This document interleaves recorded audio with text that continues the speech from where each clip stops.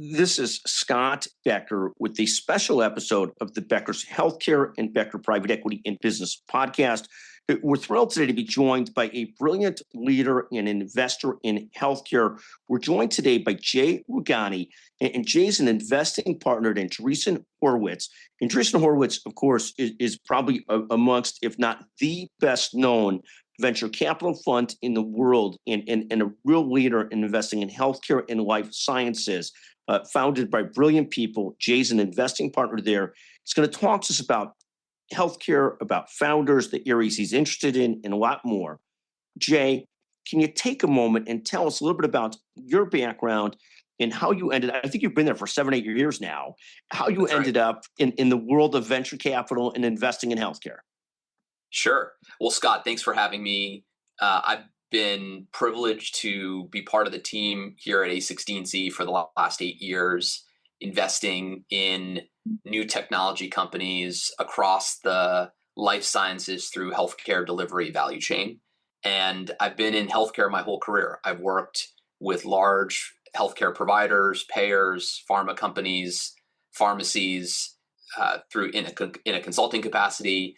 And I've been on the startup side, most recently at Flatiron Health in the cancer care space. And what I love doing more than anything else is working with entrepreneurs who are ambitious and see problems in our wonderful but often disjointed healthcare system and want to make a difference with their company. And so that's what I do every day. And talk about from a perspective of looking at founders, looking at areas, is it opportunistic based on great founders, entrepreneurs that come to you or that you're looking at, or is it more thematic where you decide, hey, we really are interested in this area, so we want to find the right people to back in that area? How much is opportunistic versus thematic in finding the right founders and entrepreneurs to work with? It's both. The lens with which I operate is I think about myself as a professional student, and I'm constantly studying what's happening in the market. What are the big problems that large enterprises or consumers are facing with regards to healthcare? I'm speaking with entrepreneurs, with executives across companies, academics, et cetera, trying to figure out what's happening. And that can inform a market view on where the opportunities are. And then as part of that process and that practice, I am frequently meeting entrepreneurs who see the similar problems or different problems and have a clever solution to solve that. And it's a little bit of, there is a structured process, but in many ways, it's like when lightning strikes. You kind of just know it when you see it. And I've been fortunate to feel that several times with the entrepreneurs that I partnered with. And it's a beautiful thing. Thank you. And we get a chance to see some of the brilliant entrepreneurs that you work with. And I want to make sure you're comfortable at any time throughout this discussion. Feel free, if it makes sense, without to mention by names entrepreneurs or companies Sure. that you're working with and interested in work with. No pressure to do so, but always feel free to as well. There's currently so much excitement around artificial intelligence in healthcare. I know you've backed several companies, and it seems like everybody today has some part of an AI theme in healthcare. Where do you think AI is likely to have the biggest use cases in healthcare, the biggest impact? Where do you sort of see that? Where is it? We're seeing cascading use cases. Obviously, ambient listening is taken off. Predictive analytics is growing greatly. Where do you see some of the use cases that will really take off and have a big impact on the healthcare ecosystem? Yeah, I think the biggest opportunity in healthcare is what I call infinite healthcare. It's this idea that we can use AI to turn healthcare and the delivery of healthcare from a scarce, episodic service into a more abundant, continuous, and always available service. Today, the system that we have is amazing in many ways, but is rate limited by clinician time. That is a structural constraint in a country that already spends 5.3 plus trillion a year on healthcare.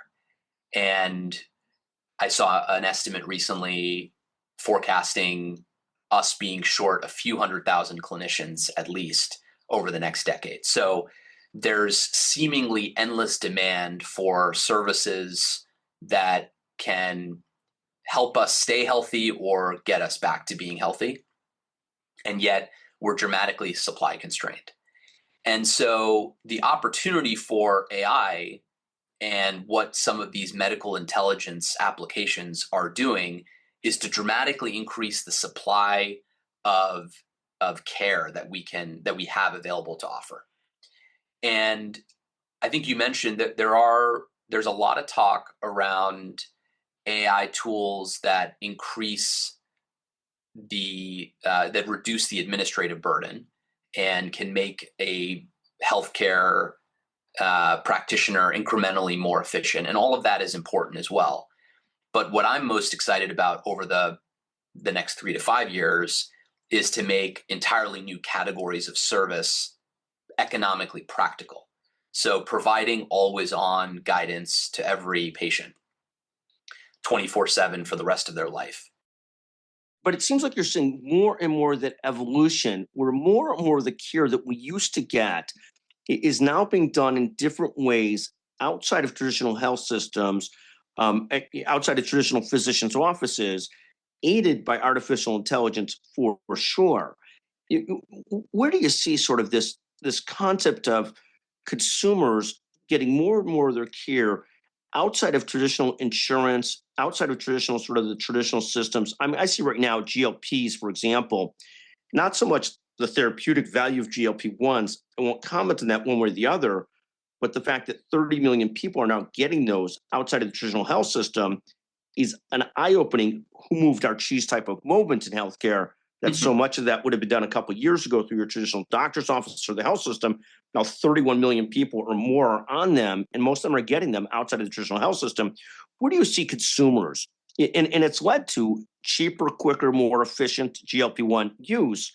Where do you see consumers increasingly going outside of traditional healthcare or traditional insurance? Where do you see some of that consumer sort of abundant healthcare concept, infinite healthcare concept that you're talking about? Where is that evolving? Yeah, look, I think I boiled down this problem to a fundamental supply demand mismatch, and when the mismatch is so severe, then the exhaust of consumer demand shoots off in other places. So the fact that consumers are spending more out of pocket to get their medications is a result of some flaws in our system around access. The fact that individuals are increasingly, at least this year relative to the last few years, increasingly defecting from insurance and going without insurance, the uninsured rate actually went up, is a result of people being frustrated by the gaps in their health insurance. I mean, premiums are going up and folks are feeling like they're getting less. I mean, the average employer family premium, I think I saw this recently, was nearly $27,000 this year, or excuse me, in 2025. And yet people are still feeling like they're not getting help in managing their health proactively the way that they would want. And, I think the latest statistic is over 500 billion of the 5 trillion that we spend on healthcare is paid out of pocket. And so what I'm most interested in, to answer your question, is, well, where can AI bridge the gap to get people the care that they want and as much as they want of it, whenever they need it, at a price point that doesn't break the bank.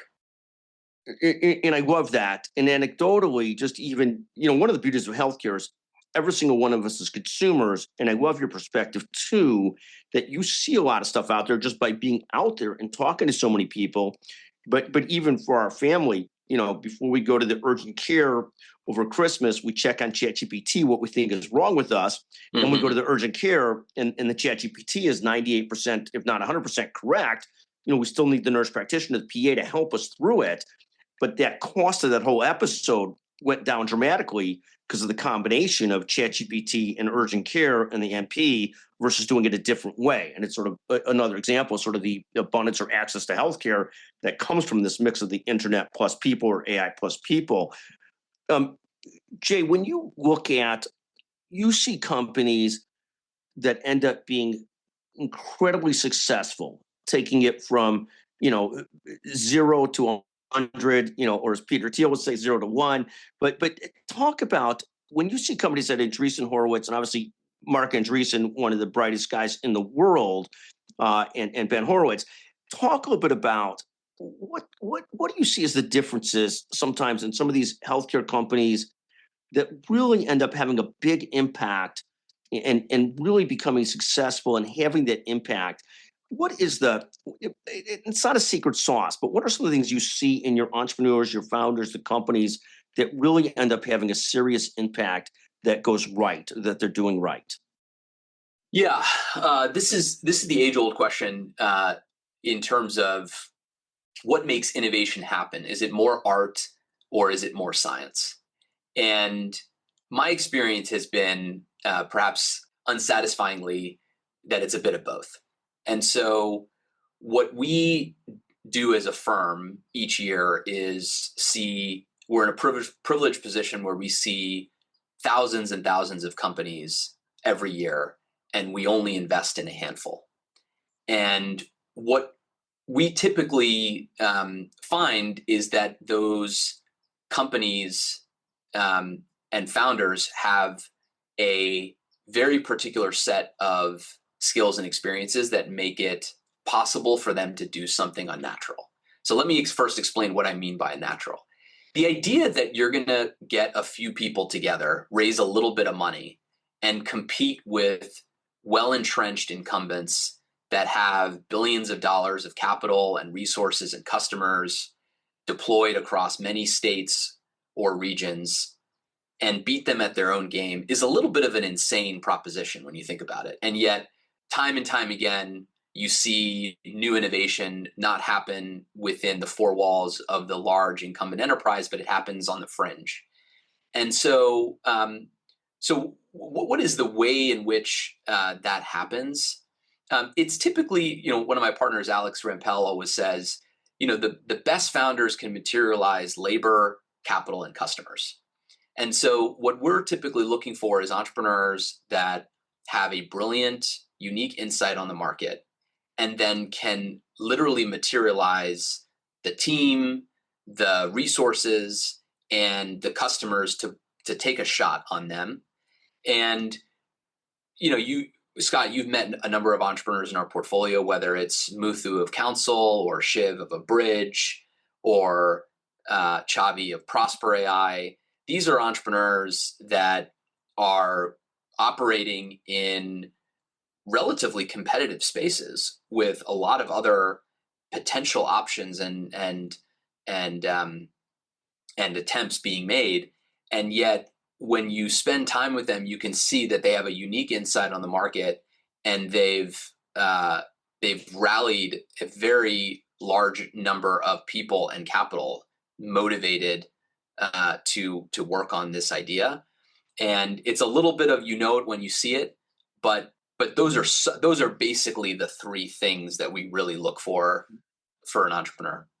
Sure. No, and you look at people like Shiv, Dr. Rao, who is both a kind person and a force of nature, and combines those different skill sets of being kind, deeply engaged, and a force of nature, and obviously incredibly bright at a different level, and has the ability to connect with people. It is really, people use that term unicorn so broadly today, but you see this package of skill sets in some of these people that's unique in both the ability to build teams and convey partnerships and align and communicate what they're doing, combined with, an incredible will and determination. I think that's fascinating.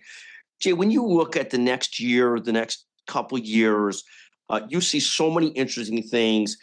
What are you most focused on and excited about? When you look at stuff, what gets you up in the morning? What makes you so excited? What are you most focused and excited about the next 6 months to a year or two?